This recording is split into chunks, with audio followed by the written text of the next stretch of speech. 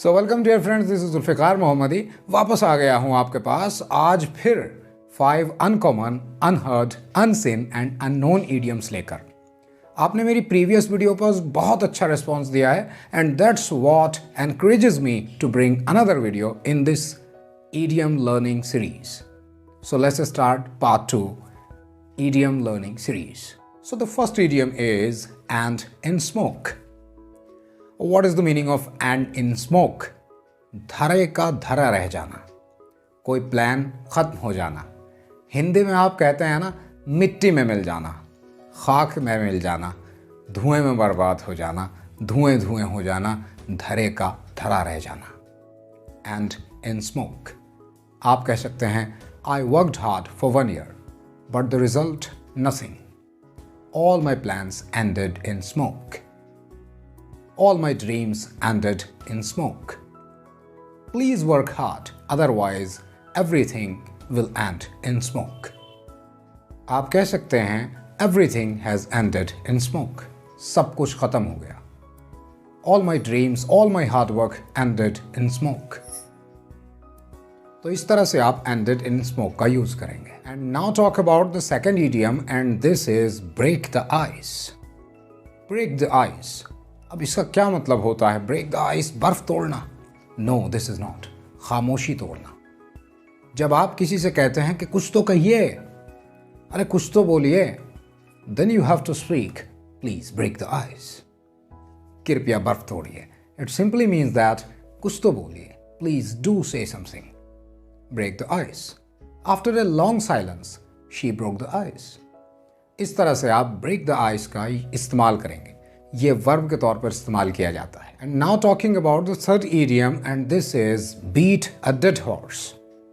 एक मरे हुए घोड़े को पीटना। What can be the meaning of this idiom? To beat a dead horse means to repeat a discussion many times. गुजरी हुई बातों को, जिस बात को आप बहुत बार और बहुत पहले डिस्कस कर चुके हैं, उसे बार बार दोहराना बीट अ डेड हॉर्स कहलाता है। Why are you beating a dead horse? I don't like to beat a dead horse. Please stop this discussion and stop beating a dead horse. And now talk about the idiom number 4 and this is shatter one's hope. पिछली videos में मैंने आपको बताया था कि अगर किसी idiom में या किसी फ्रेजल वर्ब में वंस आ जाता है तो वहाँ पर पोजेसिव केस लगाना पड़ता है and it depends on the situation of a sentence कि उस सेंटेंस का सब्जेक्ट या ऑब्जेक्ट क्या है, उस हिसाब से वहाँ पर पोजेसिव केस सेट किया जाता है। जैसे शैटर वंस होप, यहाँ मतलब होता है उम्मीदों पर पानी फेर देना। आप हिंदी में कहते हैं ना, तुमने मेरी उम्मीदों पर पानी फेर दिया। You shattered my hope. यहाँ अपने का जिक्र था माय का, तो आपने वंस की जगह माय लगा दिया। सेंटेंस को पलट देते हैं, I shattered your hopes. आप कह सकते हैं इंडिया shatters England's hope. अभी देखिए, इंडिया ने टेस्ट जीतकर इंग्लैंड की उम्मीदों पर पानी फेर दिया है। वर्ल्ड कप टेस्ट फाइनल में जाने के लिए इंग्लैंड को एक उम्मीद थी, लेकिन हमारी इंडिया जीत गई और हम कह सकते हैं India shatters England's hope. Simply. तो shatter one's hope का मतलब होता है उम्मीदों पर पानी फेर देना। My family has a lot of expectations from me. I can't shatter their hopes. And now talk about the fifth and the final idiom and this is a whiz kid. Yes, you got right. A whiz kid. मतलब होता है a very intelligent young boy or young girl.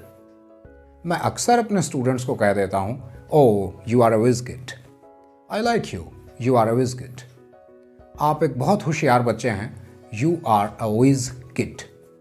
ध्यान रखिएगा कि Vij kid का इस्तेमाल किसी बड़े आदमी के लिए मत कीजिएगा, क्योंकि किड का मतलब बच्चा ही होता है। अब आप कितने उम्र के आदमी को बच्चा समझते हैं और कितने को नहीं, it totally depends on you. लेकिन इसका इस्तेमाल अक्सर नहीं बल्कि हमेशा बच्चों के लिए होता है और स्टूडेंट के लिए इस्तेमाल किया जाता है। In my class many students are whiz kids. तो इस तरह से आप विज किड्स का यूज़ करेंगे।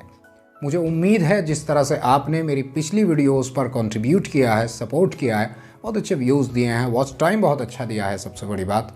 तो that increases me to bring second part and I think इस वीडियो का फीडबैक भी मुझे थर्ड पार्ट बनाने के लिए मजबूर करेगा। कमेंट ज़रूर कीजिएगा, बहुत अच्छा लगता है। आप मुझसे और क्या जानना चाहते हैं ये भी ज़रूर लिखिएगा। दुआओं में याद रखिए। Subscribe to our channel learn English with Zaid Mohammadi. खुदा हाफिज़।